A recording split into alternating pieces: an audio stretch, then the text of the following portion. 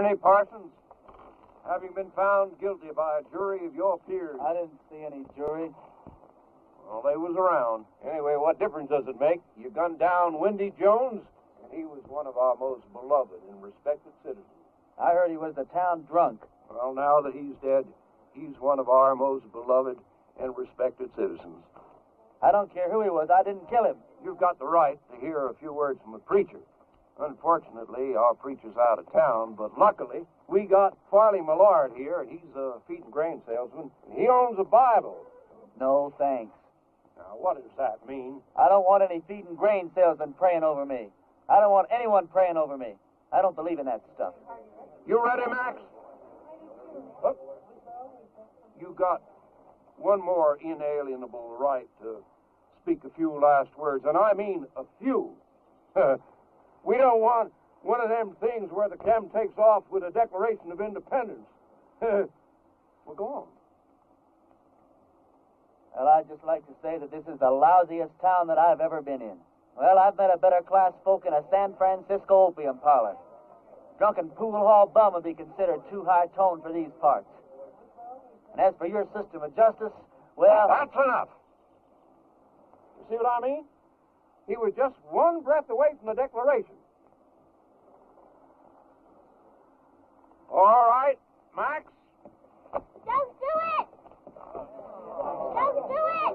Don't do it! Don't do it! Ed Lewis just confessed. He killed Wendy in a drunken barroom brawl about a pregnant Indian squaw. Ed claims Wendy was the father and that he was acting as the avenging angel. Wendy was going to be the father or something? That's what Ed says. All right. Untie him. Give him his gun.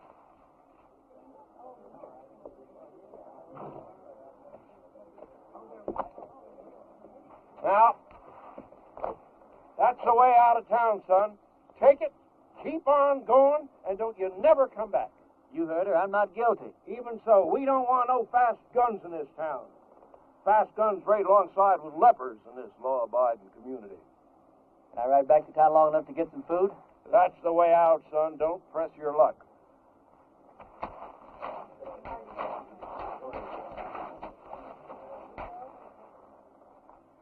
Thanks. Bye. I'm going with you. You don't have to. I'll be back. When? Whatever you do, don't leave town. Wait. Never give up hope. See ya.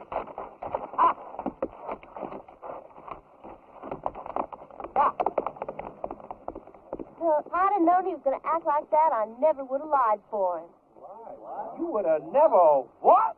I don't care. I thought he was cute. There ain't a man around here I'd have as a gift.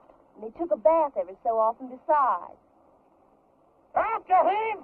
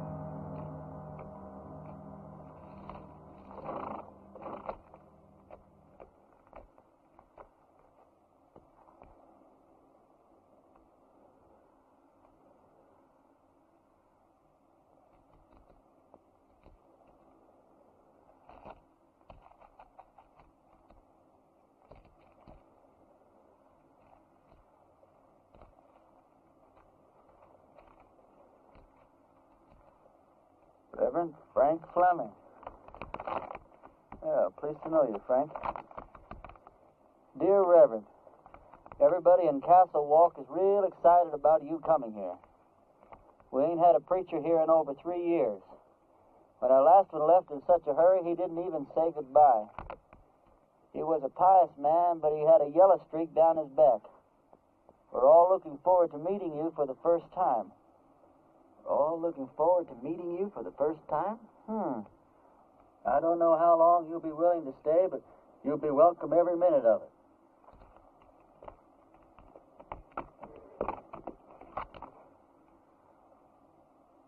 Here's the preacher's horse.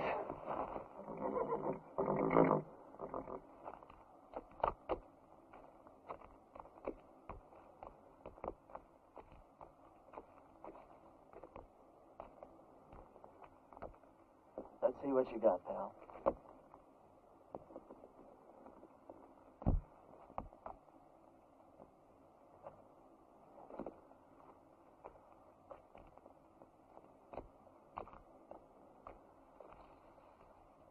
Frank, if ever I catch the guy who did you in, I'll take care of him for you. In the meantime, I'm going to need your clothes and your horse. I got a posse after me for something I didn't do.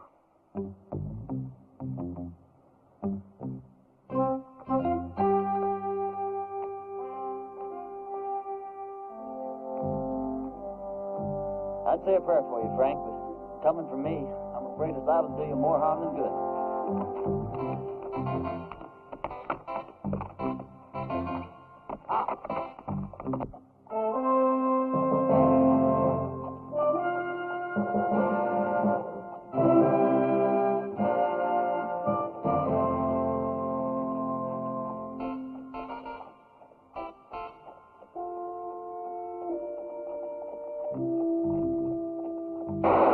Pull up. This is a hold-up. Why, it's a preacher, Percy. Sorry about that there, Parson, but we're a little too far off to catch that there caller. Is there anything we can do for you, Reverend? Either you boys ever heard of a town called Castle Walk? Why, yeah, it's in Arizona. Sure ain't much of a town, though. How far is it from here? Oh, about 150 miles. It's over yonder in that direction. How's your church attendance been lately, boys? You boys see that branch over there? Yes, sir.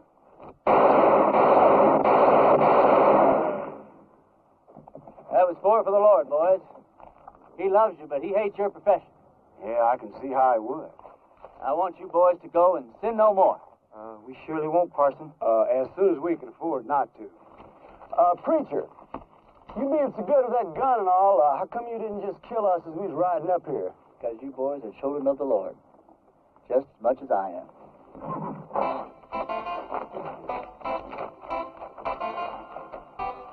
Children of the Lord, huh?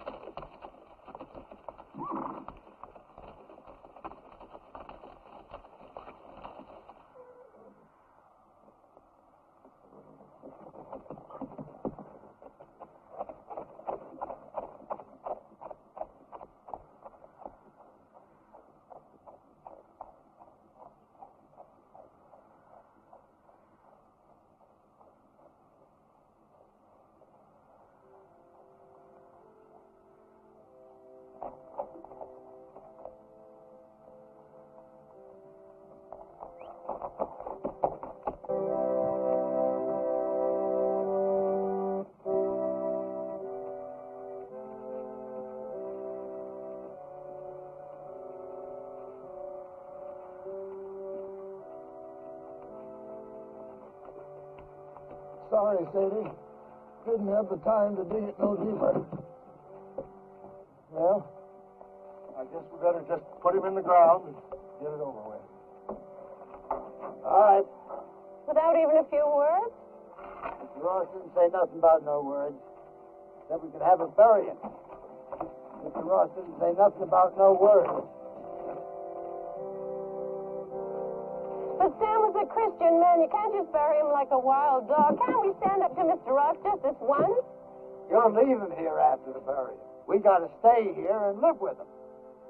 All right, let's get going.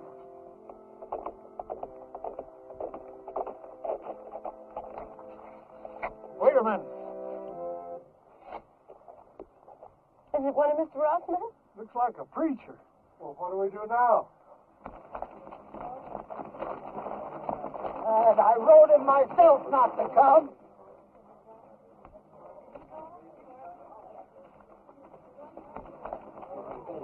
Thank God you're here, Reverend.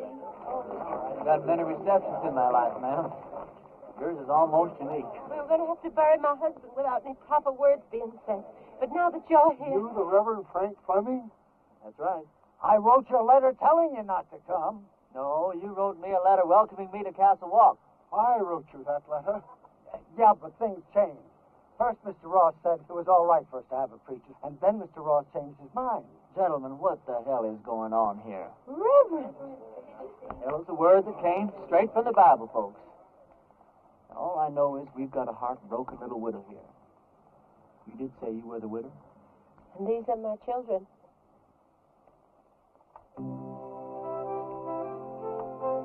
That's a child? She's 18. Oh, she certainly is.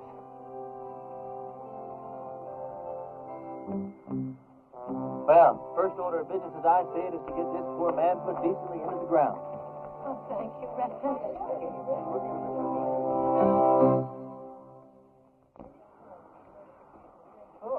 I don't know what Mr. Ross is going to say about this. I haven't been here 5 minutes, and I'm already sick to death of Mr. Ross. Come on, let's bow our heads. Don't you have a Bible, Reverend? Oh, I probably do in my saddlebag. Here, you can borrow mine, Reverend. The deceased was probably a simple man, so I'll just say a few simple words of my own, not bother to dip into the Bible today. You all know it's ashes to ashes and dust to dust.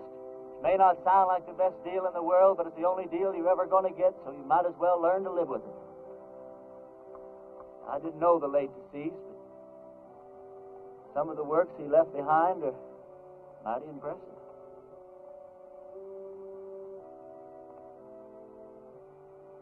Well, what did he die of? He was shot in the back.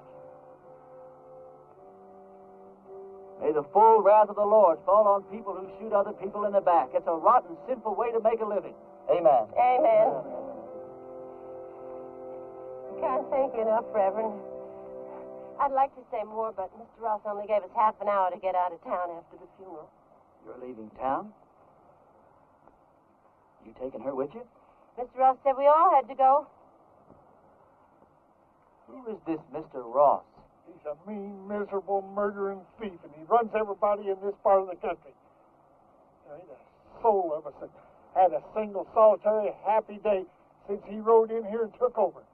He's going to hear every word that you said. Yeah, and he'll probably kill me. But at least I got to say something that should have been said before I died. Why is he running this woman out of town?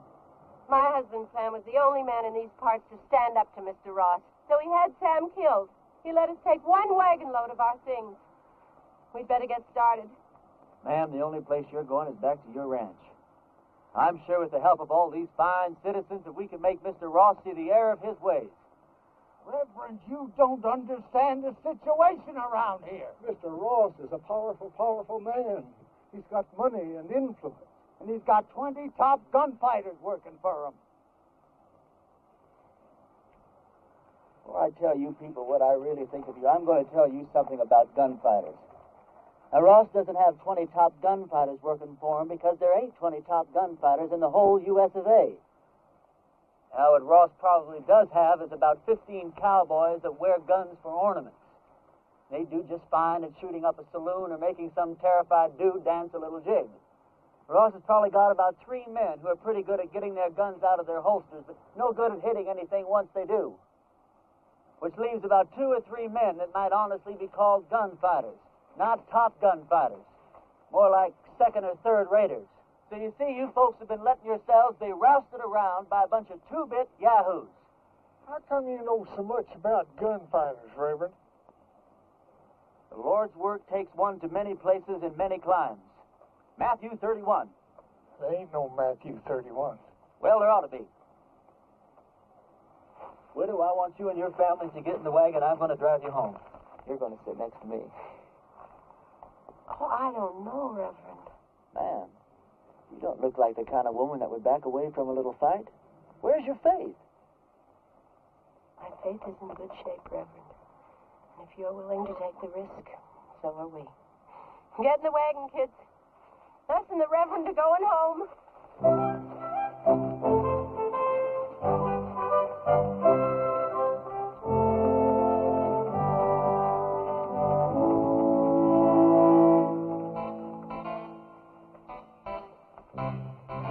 The lives of this family will be on your soul, Reverend. Oh, Reverend. Yeah. A couple of Ross's men are in town and they're pretty liquored up. That was their first mistake.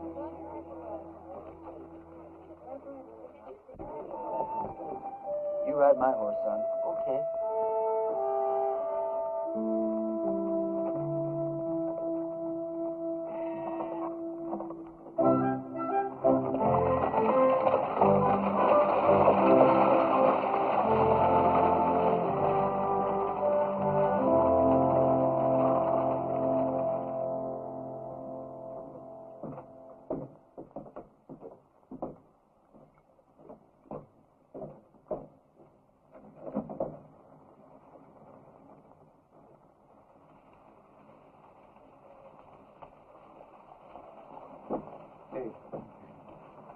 Go have some fun.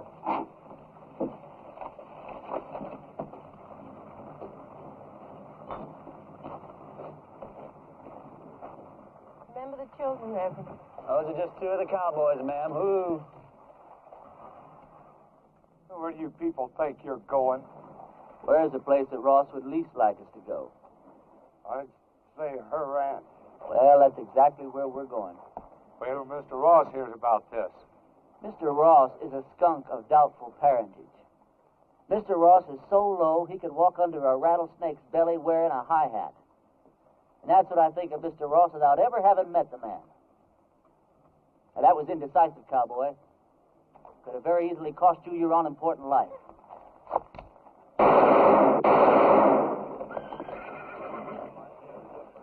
Those could have just as easily been your ears flying off your head, boys. Well, that's a terrible way for a preacher to have.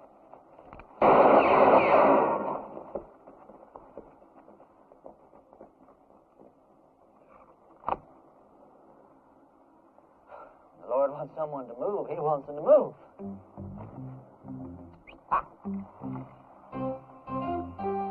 Reverend, my husband Sam would have followed you to hell and back. Oh, don't talk about hell to a sinner, ma'am. You're a sinner? Yeah, we're all sinners. We're about to be.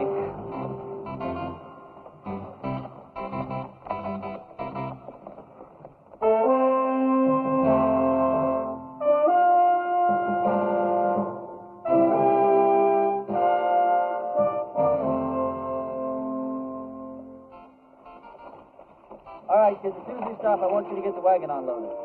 I want to get this family settled in before dark. You don't mind if I order your kids around a little, do you, ma'am? Reverend, you can do anything you want to.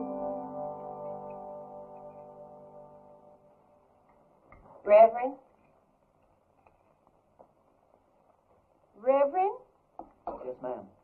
Reverend, this hole in the back of your coat, it looks like a bullet hole. Well, that'd be my guess, ma'am. You guess? How could a man be shot in the back and not know it? Well, I was carrying that coat over my arm when the shooting took place.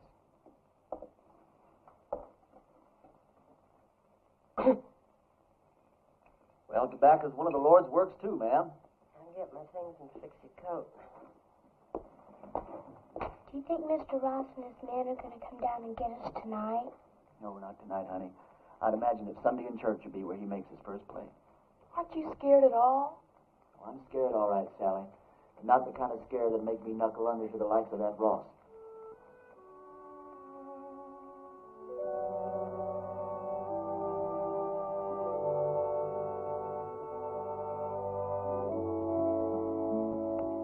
Thought of a text for your sermon tomorrow, River? Tomorrow? Tomorrow's Sunday. I've lost all track of time the last few weeks. What do you think I ought to preach about? I thought you said the sin of cowardice. Yeah, that's not bad either. Thought you probably had some favorite passage from the Bible to illustrate your point. Oh, I do. Several of them, as a matter of fact. But what's your favorite passage from the Bible that would illustrate that point, man? I think it would be Luke 12. Christ says, "Do you think I have come to give peace on earth? I came to cast fire upon the earth, and would it were already kindled." It says that in the Bible? Well, I told you, Luke 12. Oh, Luke 12. Yeah, that Luke, he really knew how to turn a phrase, didn't he? Bring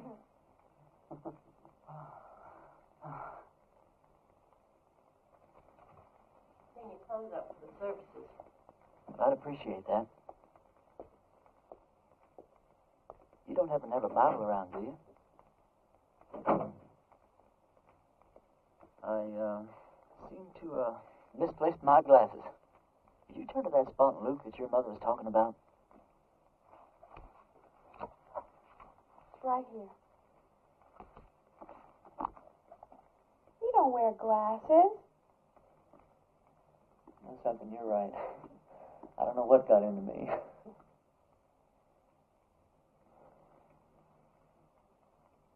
Well, good night.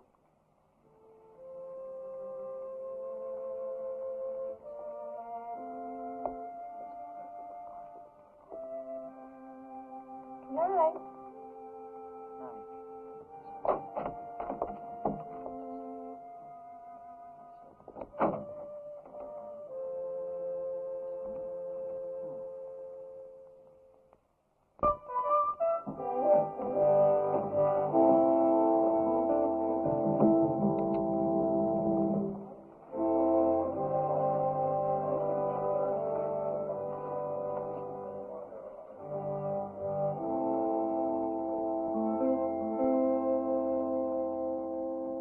Folks, I'm going to read you from Matthew chapter 10 and verse 34, although Luke says pretty much the same thing in his 12.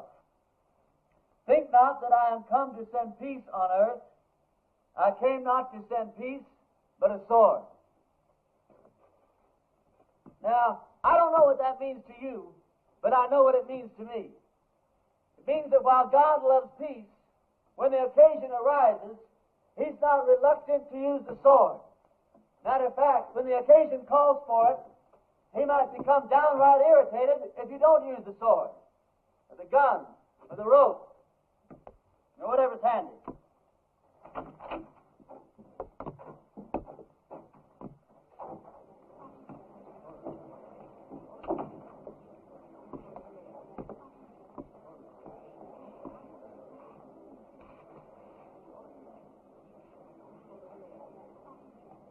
You folks have had a cross to bear here lately, and his name is Ross.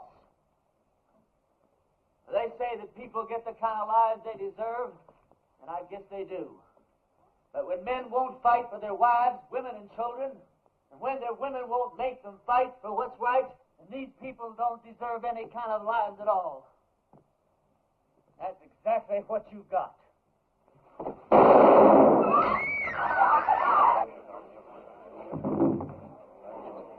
Get his gun.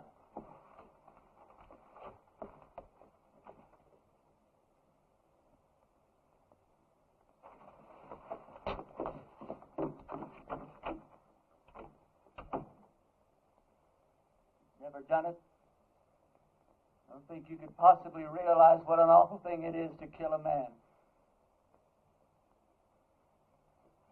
I don't know who God must be mad at the most. That man for wasting his life at the order of some tin-horn dictator, Me for having to do this thing in his own house. You people haven't quit before the fight even got started. I haven't got the heart for any more church today, that's all.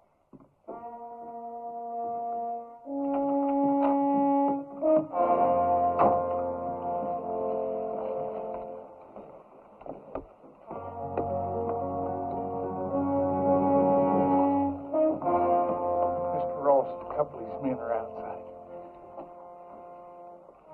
Take care of yourself, son. Every second.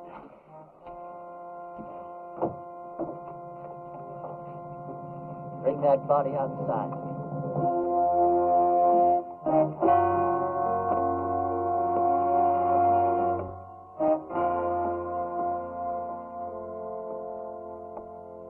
You've had a couple of fun days here, preacher. Well, I tell you, Ross, The name is Mr. Ross. The name was Mr. Ross. Now, you hear me good, Ross. Either of those two men go for their guns. I'm going to go for you first. I think I can take him, Mr. Ross. Don't think. Here's your chance, boys. Either you holding any grudges against him, draw on me, and I'll kill him for you. If we go together, we can get him.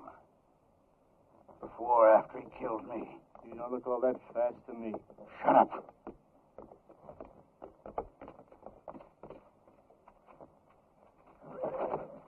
Friend of yours, Ross?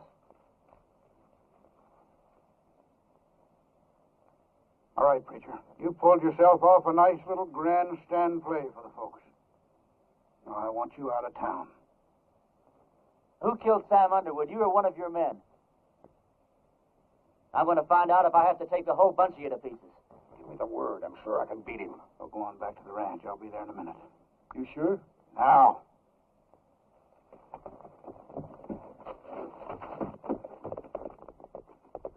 That's the way I like it. Man to man. Do I make the first play or do you? I just changed my mind, preacher. I don't want you out of town. I want you right here where I can get you anytime I want you. Service is next Sunday at 10 o'clock, and there's a 4-bit fine for being late.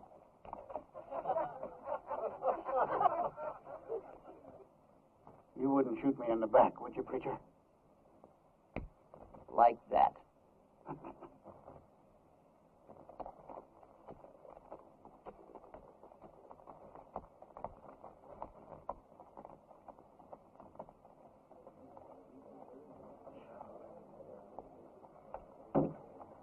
Any of you folks think your preacher doesn't deserve a drink after the events of this morning? Well, we just don't believe in the same God, that's all. Some of you boys plan him, will you? Don't you feel a little strange having a drink with your preacher on a Sunday morning? No. How come? You know, about 10 or 12 years ago, I took a trip up to Cheyenne. Come across this altercation between a 19-year-old kid and one of the top gunslingers in that part of the country at that time. This kid, he didn't want no part of the fight, but this gunny was drunk. He kept at it, and finally the kid had to go for his gun or get blasted right there in his tracks. It was plumb pitiful. How? This kid was the fastest thing I ever seen. Caught that gunny flat-footed. Why, he was dead before God got the news. I inquired around, found out this kid's name was Ernie Parsons. Ernie, what are you doing here in Castle Walk dressed up in that preacher's outfit? It's a wrong guess, Billy. You know, once you've seen a top man handle himself in a gunfight, you never forget one little detail. What are you on for, anyway? Doesn't matter. I didn't do it. They'll hang me just like I did if they catch me.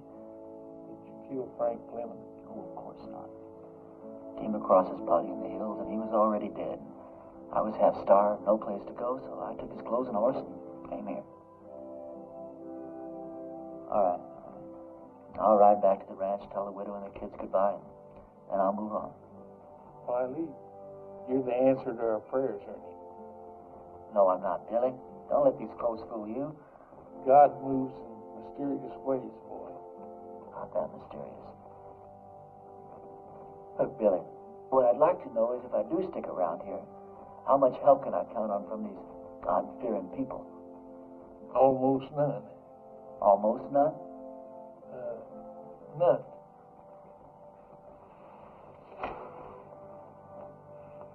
It's just God moving in his mysterious way to get me killed. God will smite the sinners of Castle Walk just as surely as he smote the Philistines. Smote. For the time is at hand when you will hear of wars and rumors of wars. Be not afraid, for this must first take place. Nations will rise against nations, kingdoms against kingdoms. Not a head on your hair, or a hair on your head will perish. I quote Luke chapter 21, verse.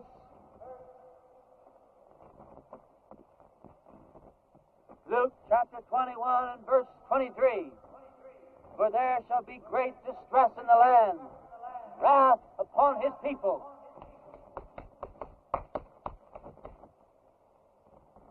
I brought you some lunch. I didn't know preachers had to practice. Well, either that or watch the collections fall off. Huh? Oh, that's a real bad joke I stole from the Methodists. Oh, Does your mother know you came out here alone? I don't know. Why? Well, you're a very attractive young girl. Almost too young, as a matter of fact. Most of the girls around here are married by the time they're 13 or 14. 13, huh? Well, I'll have to look into that. Why? They're the lucky ones. Even if they don't get a trip to Phoenix out of it. Is that the price of marriage around here, a trip to Phoenix? No, but it sure doesn't hurt. Look, do I have to keep on calling you Reverend? Oh, no. Call me Ernie. Ernie?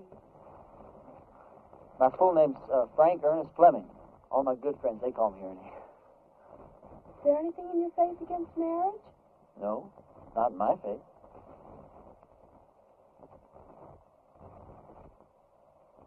Look, Sally, sit down. This conversation isn't going in exactly the direction I planned. I mean, you know, marriage is just fine. I was real glad that my parents believed in it. But there's other things, too.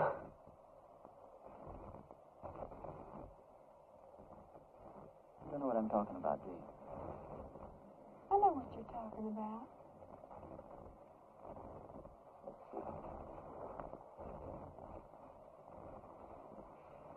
What's the matter?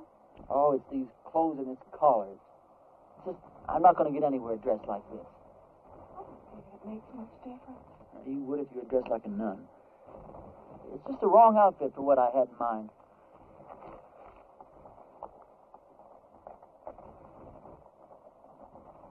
Hey, preacher! I've got to talk to you! Hi, Sal. Hi. It's real important.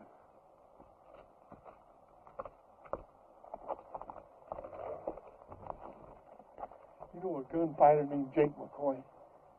Yeah, I know of him. He's in town, My blessings on him. and he's working for Ross. Is he really good? Yeah, he's the best. You can take him, can't you?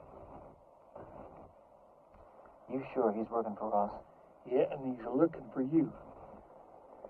Although he don't know who you really are. Well, that doesn't matter. Or does it? Where's he at now? Well, he's at the men's saloon when I left town.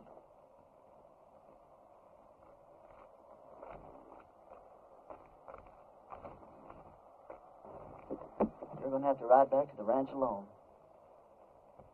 We didn't get very much accomplished today, did we?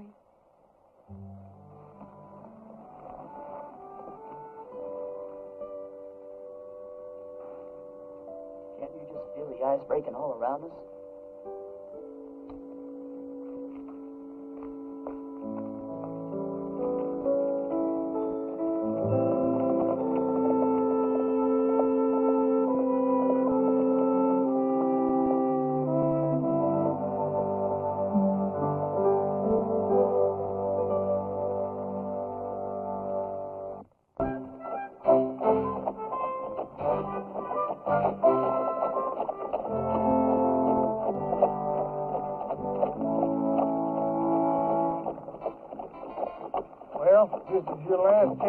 ride on out of here and forget about the whole thing. I can't. I don't know why, Billy, but I just can't.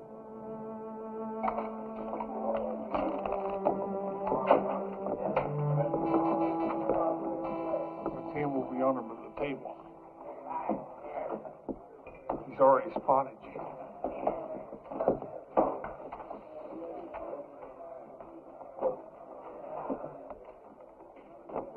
Hello, Jake.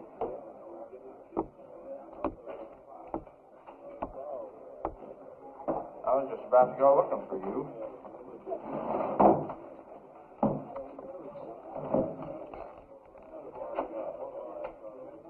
You ever run into Ernie Parsons anymore?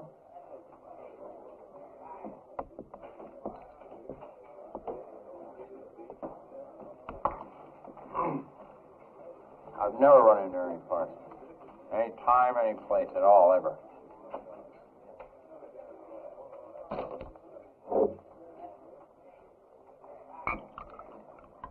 You have now.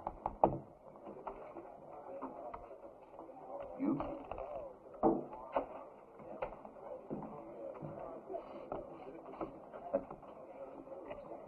You going to the church? Into hiding for the winter. Oh. I always heard you were kind of smart. I never heard that about you.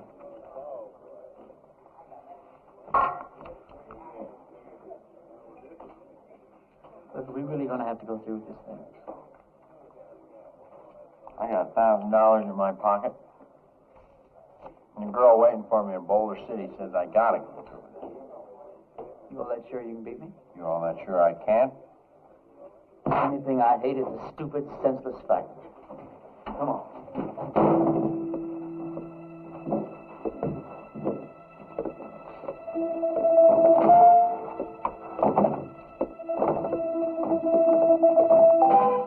Well, how do you want to do this?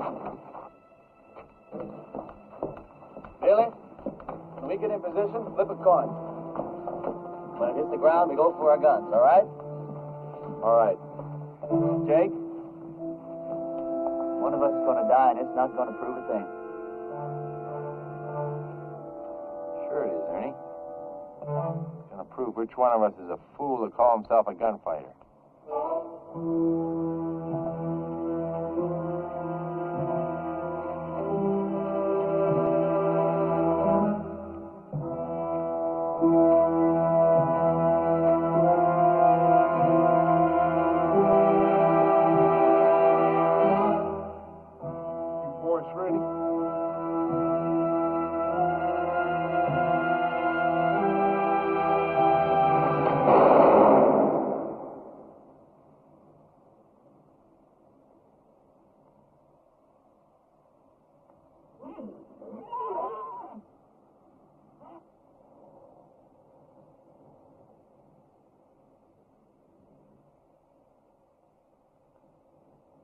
Are you hit? You?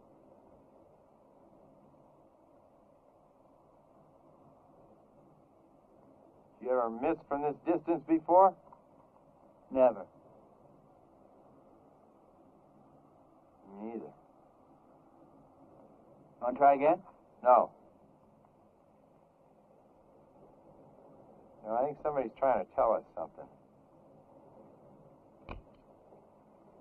You put your gun away. I'm going to get on my horse and get out of this place.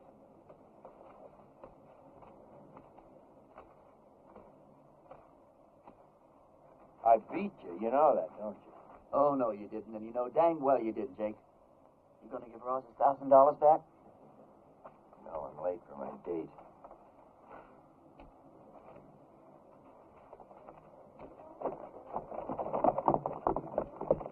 You folks see those bullets hit? I don't think it hit anywhere, Reverend. That's just plain silly.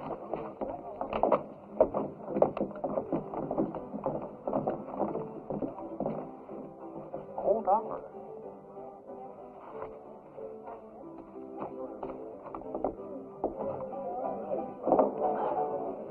This is how those stupid legends get started. Jake and I have an off day in the gunfight. Miss each other.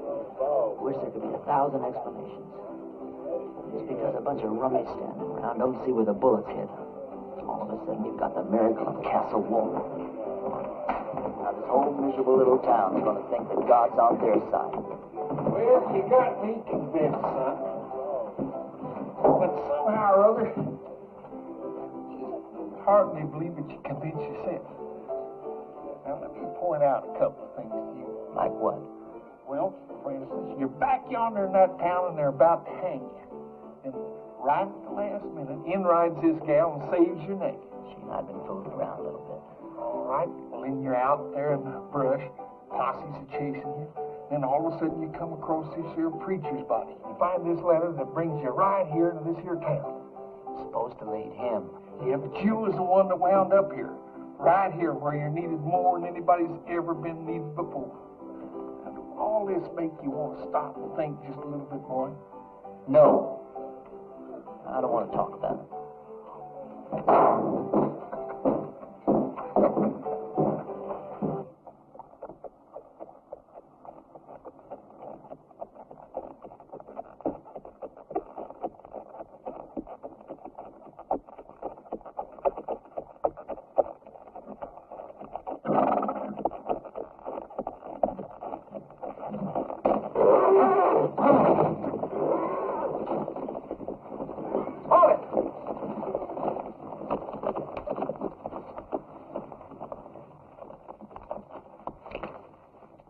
You should have listened to me when I told you to get out of town. You shouldn't have backed out in front of me the other morning either. Now, this whole town's going to have the idea that you're just a little less than the tin god you pretended to be. Just tell me one thing. What really happened between you and Jake McCoy? Chased that bum out of town. And he's not going to give you your $1,000 back either. He said to tell you that's the price he charges for shaking hands with scum like you. Get on with it. Freeman, you drop that rope real slow.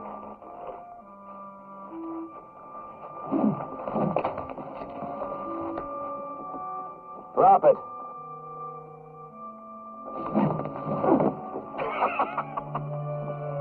You ain't getting out of town fast enough, preacher.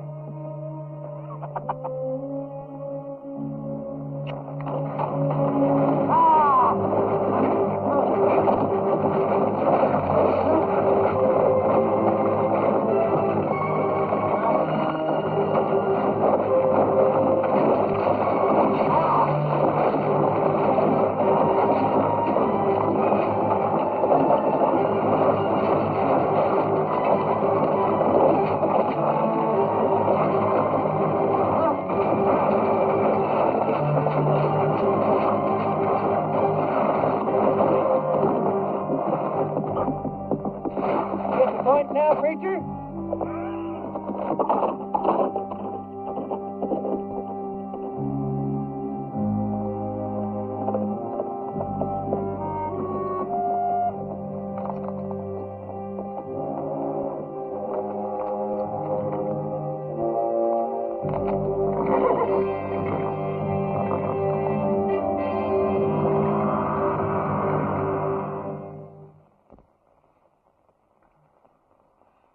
Bunkhouse of our ranch. I thought it would scare the kids if they saw you like this. How'd you find me? When you didn't come home last night, I set out to look for you.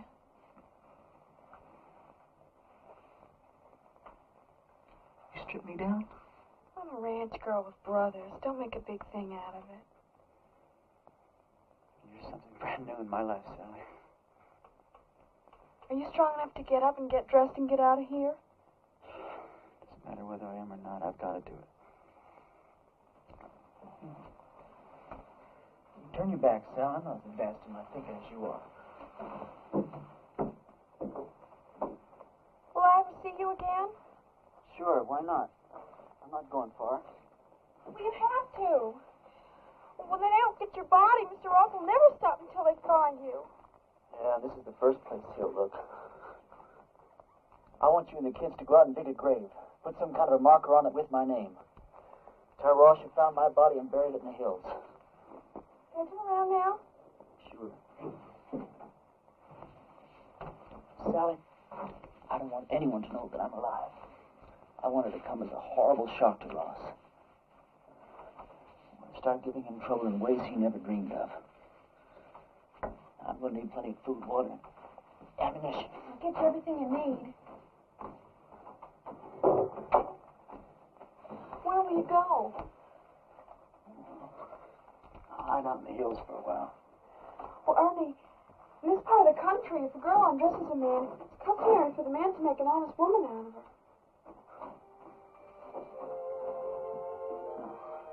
I'm sure that's true in every part of the country. If I live through the next little while, well, we'll have a serious talk about that.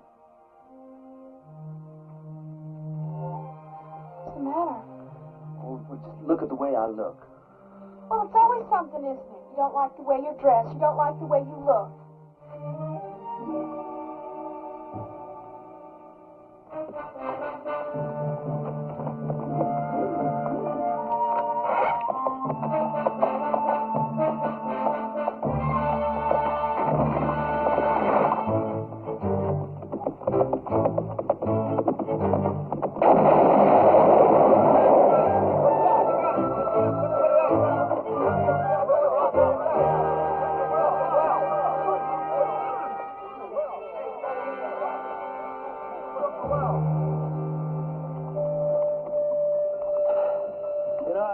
There's a bunch of outlaws operating up in these hills.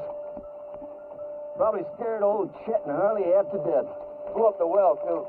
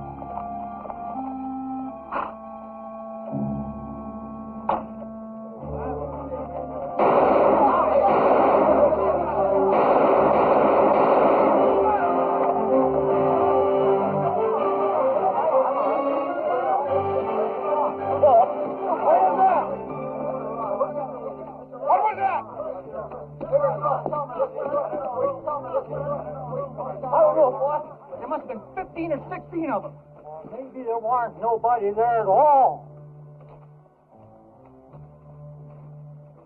What do you mean? Dragging a preacher through the cactus. Them people don't have to stay dead unless they want to. Everybody in town keeps talking about the preacher's ghost riding through the hills and shooting at every one of Ross's men that sticks his head up. I keep telling them the whole doggone idea goes stick his back up. Sally, didn't you tell Billy? You told me not to tell anyone. Billy, I'm sorry. It's sure good to see you alive, boy. Are you sure it's safe for you down here? Honey, it's been a long time since I've been safe anywhere. Lately, it's been getting worse. Isn't tomorrow Sunday? It sure is. Billy, I want you to ride into town and tell everyone that we're having church services tomorrow morning at 10. I'll do it right now.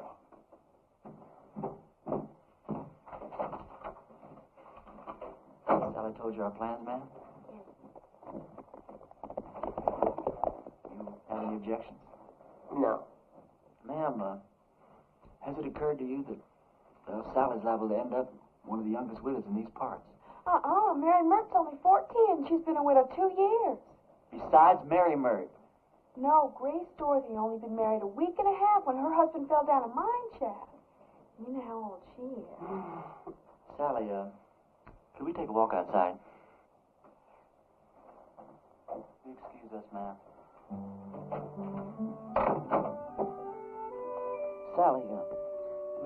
get you out here is, well, one of the reasons. If we're going to be husband and wife, then you've got a right to be in on the decisions that affect the both of us. You understand? Now, if I stay here and fight it out with Ross and his men, the chances are very good that I'll be killed. But on the other hand, we could leave here tonight, get married the very first town we come to, go someplace we both like and settle down and just have a wonderful life for ourselves. It's all up to you, Sally. You just say the word. Well, Mom always said never throw yourself in between a man and what he thinks he's got to do. Well, I won't kid you, Sally. I'm a little disappointed in that answer. No, it's all right. I got the strangest feeling that I've been pointed straight toward this shootout ever since the day I was born. There wasn't a thing in the world I could do about it. Billy says it's God moving in his mysterious way. Me? Well, I just don't know. You very religious, Sally? Wait a minute to talk and talk. Can't you be quiet and get on with what you're supposed to be doing? Yes, ma'am.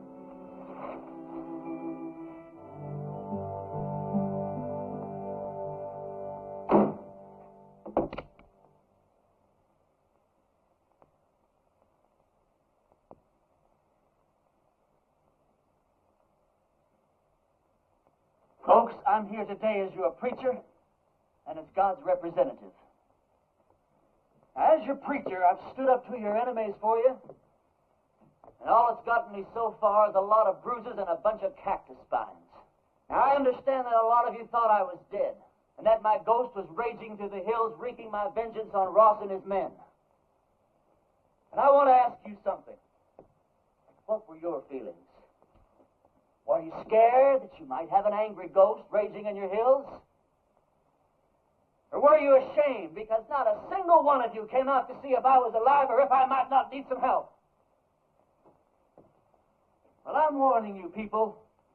While you're sitting around waiting for God and me to do your work for you, God just might have some plans of his own. Maybe he's not as angry at Ross as he is at you.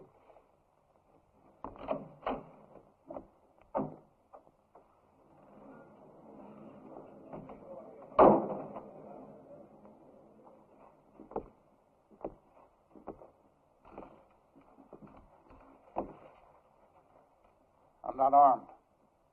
Billy, go outside. Take a look around. I came alone. Go on, Billy. I just thought it was time that all this foolishness came to an end. We got a new country to build here. We ought to be getting on with it, instead of indulging in all this senseless killing. I won't deny that you've hurt me since you've been here. Several of my men have been killed or wounded.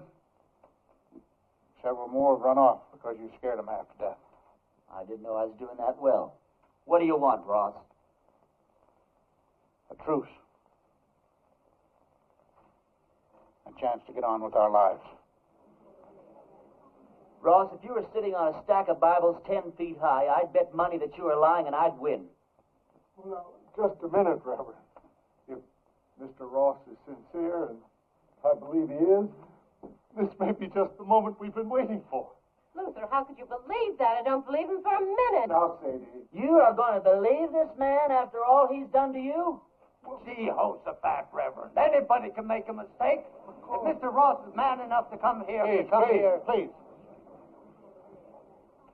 I didn't mean to create any dissension amongst the preacher's flock. Now, you've all heard what I have to say. Think it over.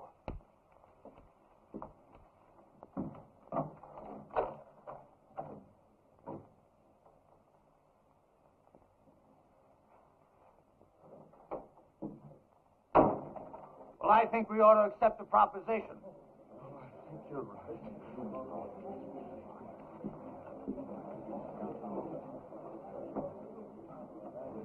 I have an announcement to make. Miss Sally Underwood and I are going to be married tomorrow morning at 11. You're all invited. The second the ceremony is over, my wife and I will be leaving this God-forsaken town for good. The ceremony won't take place here at the church. It'll be at the Mint Saloon. You say what you want about those people at the Mint, but they know why they're there and they do something about it.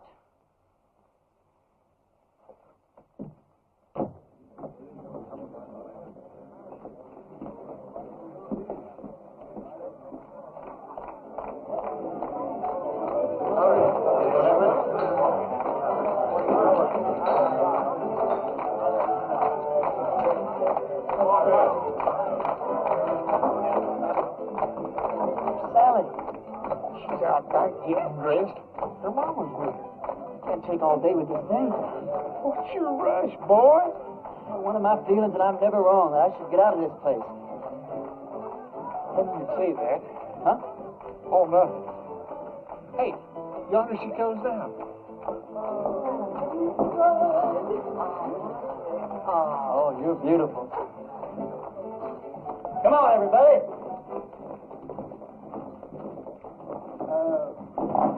Don't you get the feeling that maybe something's missing here? I mean, who's going to perform the ceremony? You're the only preacher around here. Well, I don't know of any law that says I can't delegate my otherworldly powers. You marry us, Billy. Oh, yes, Billy. I don't know about the legality of all this. Oh, never mind the legality. It's the spirit that counts. Well, Now, I take Sally to be my wedded wife. You go on from there. well, dearly beloveds, we are gathered here today to unite this couple in holy. What's that? Reverend, you were right. Ross and his men have bypassed the town, and they're circling around, and they're coming in that way. Well, he's let us down again. Hold it down, hold it down. How many men? I counted 14, including Ross. How long before they get here? Not more than 5 minutes. Well, 5 minutes is plenty of time. Go on with what you were saying, Billy. I'll have to get ready for Ross, otherwise I won't stand a chance. We'll have to finish this thing later. All right, folks, this is it. Now you see how much his word means. Ross and his men are coming into town for just one reason, to get me. Because he knows if he kills me, there won't be enough fight left in the rest of you to hold off a bunch of sick old ladies. This thing works two ways. Now, if I can get Ross first, then his men won't have any reason to go on with the fight. So all I'll need is some of you to keep his men pinned down while I take care of Ross.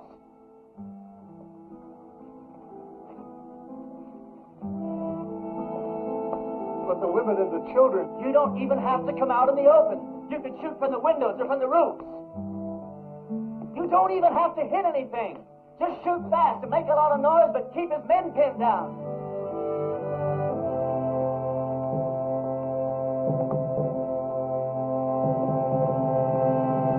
Can't believe it, Reverend. I'm with you. Give Ma and me a couple of rifles. Well, you said we didn't have to hit anything, just make a lot of noise. You don't think I'd take a chance with you, do you? Come on, Billy. Give me the keys to the hardware store. Barbershop. I don't hate you people. I guess you just can't help the way you are. Well, I ain't gonna be that easy on you. Ernie, there's something else that you ought to know about. I'd have told you sooner, but, well, I didn't want to spoil the wedding. That sheriff that wanted to hang you, he's here in town. Where? Over at my place. I told him I was the sheriff here. It's one that I got off our last late sheriff. Anyhow, I told him if he'd wait there while I'd round you up and bring you into him. How'd he find me? Oh, him and that posse come across Frank Clemens' body. When them old boys knew Frank, they figured that you'd switch clothes with him. Well, if he wants me, he's just going to have to get in line behind Ross and those other 13 men. You take the barbershop. Ernie, when this thing's over with, though, you got to get out of town. That's all there is to it. Billy, what the hell makes you think we're going to live through this thing?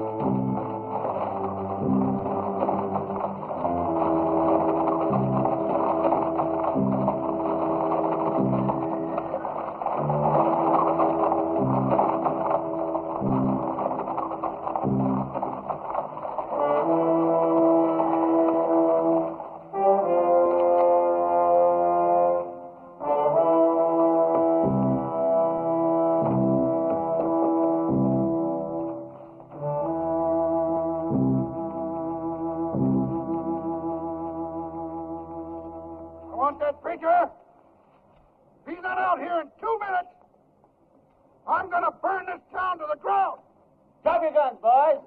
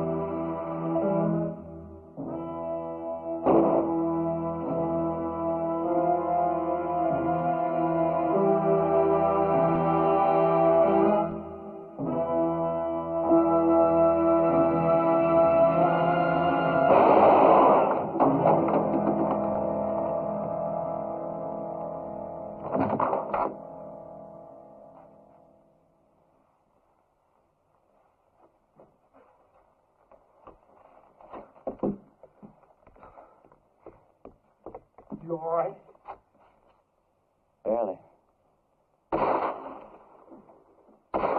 Listen, all you Ross's men. Ross is dead. Anyone who keeps on fighting is going to have to stand trial. How do we know he's dead? Because I'm alive. All right. You heard the man. The sheriff's going to be down here to find out what this is all about. Yeah, I know. Billy, get my horse and meet me out back, huh?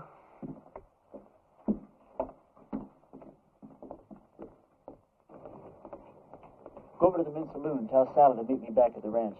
We'll take off from there. No, I ain't going to do it. I'm a dang fool for going along with this thing as far as I have. I ain't going to go no further. What are you talking about? I ain't going to let you run away with that kid. Her not knowing who you are or what you are or what kind of a life she's letting herself in for. You think if I told her everything, she still wouldn't ride away with me? Well, of course she would, Ernie. Because she's 18 and you're her first love. Well, that's good enough for me. Ernie, when that sheriff finds out you've left town, do you suppose that he's just going to give up? I can take care of him. Yeah, you can take care of him with one hand while you take care of Sally with the other. And if something goes wrong, like she can just stand around with your baby in her and watch you hang. You think I could just ride off without telling her why? I'll tell her. Yeah, then what happens to her? Oh, she'll be tore up for a while, but she's young. She'll get over it in a month or two. Yeah, but I won't get over it in a month or two. I'll get your horse. I'll get it myself.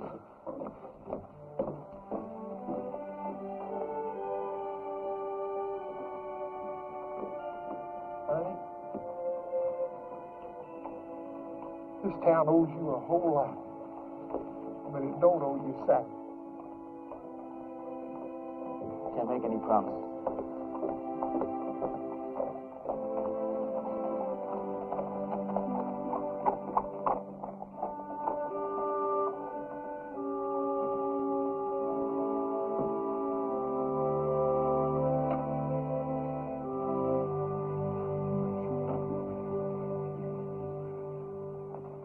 He's all right. He's not hurt, and he'll be here any minute. Damn it, Billy. You're right.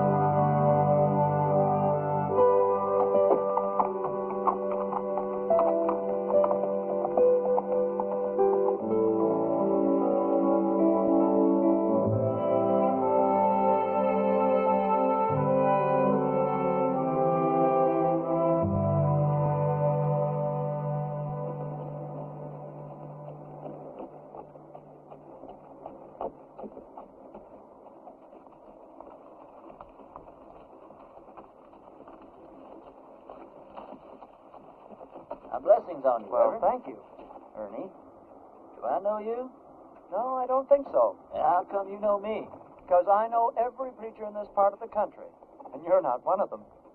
And I've been hearing about a gunfighter named Ernie Parsons and some interesting goings-on in a town called Castle Walk. Well, don't believe everything you hear, Reverend. Oh, I don't. That's why I'm on my way to Castle Walk right now, to investigate these wonderful stories. Well, maybe you should get them a real preacher now. They seem very happy with the one they had. They had a gunfighter, not a preacher. God moves in mysterious ways.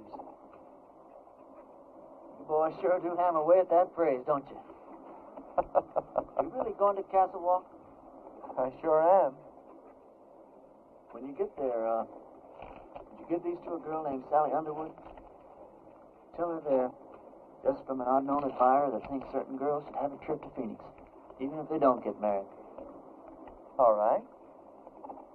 Ernie, did you ever think that the things that happened to you in Castle Walk might be your call to the kind of work you've been destined to do? Reverend, I didn't solve the problems of Castle Walk by praying them away. I did it the way I always do, with a gun. Did you ever hear of a call coming that way? But you left it a better place than it was when you arrived. You're a nice guy, Reverend. No thanks. I'll be seeing you, Ernie.